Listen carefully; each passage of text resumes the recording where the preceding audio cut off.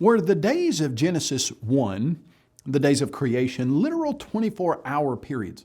Or were they long extended periods of eons of time and millions of years?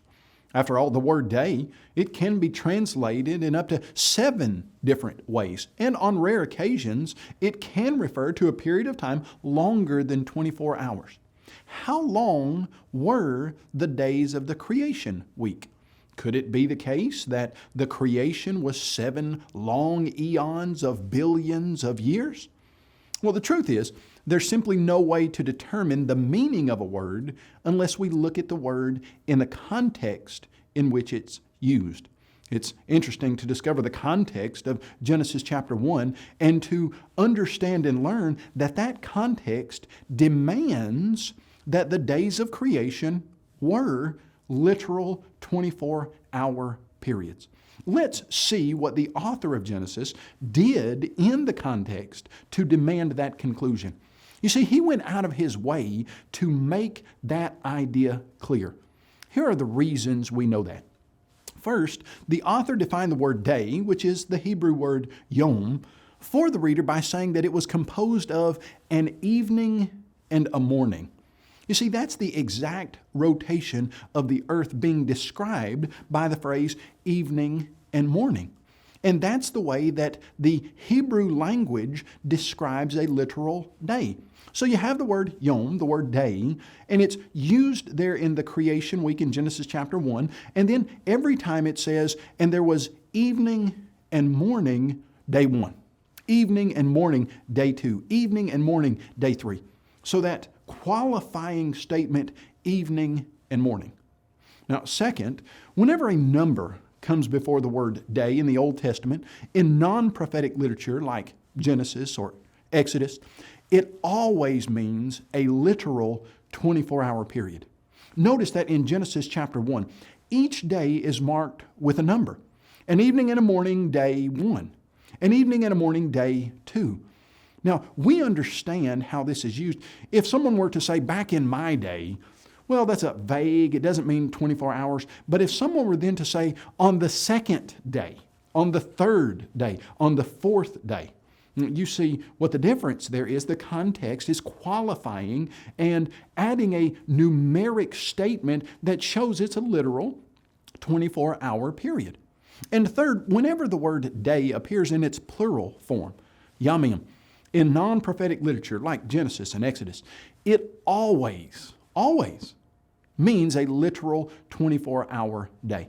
In fact, it's used hundreds of ways and hundreds of times in the Old Testament, and when it is in its plural form, it always means a literal 24-hour day in non-prophetic literature. Therefore, when we read in Exodus chapter 20, verse 11, for in 6 days, Yamim, the Lord made the heavens and the earth, there can be absolutely no doubt that the text demands a literal 24-hour day in this instance.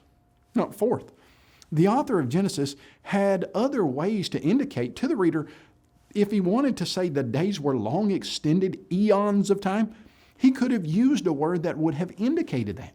He could have used the word dor, the Hebrew word, and that would have shown that there were long periods of time and not individual 24-hour days. But that's not what he did.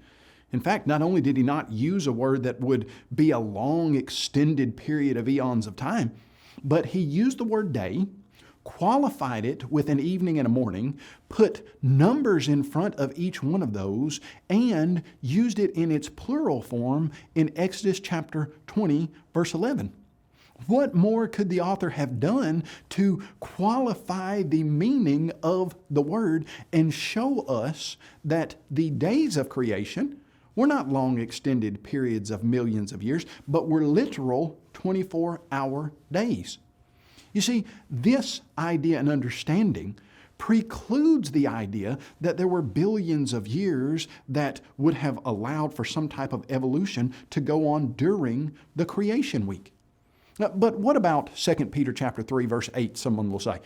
You see, there the text says, but with the Lord 1 day is as 1,000 years, and 1,000 years as 1 day. Doesn't that mean a day could be a long extended period of time?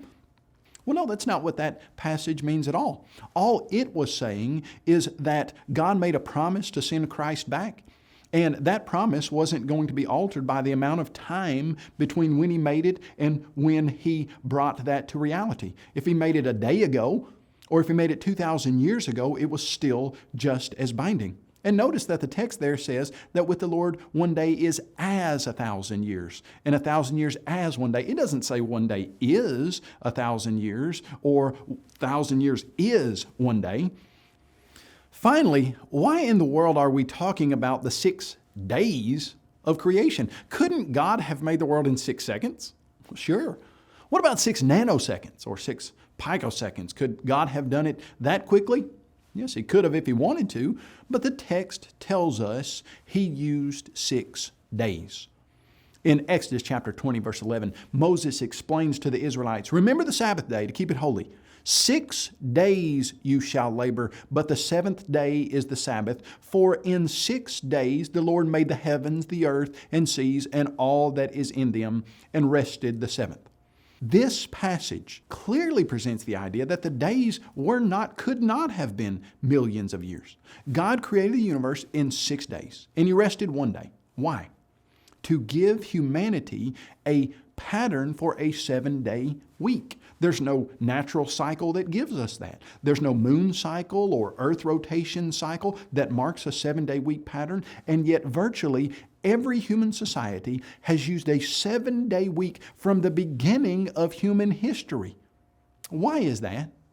Because God chose to create the world in 6 literal, normal, 24-hour work days, and He stopped creating on that 7th day of the week.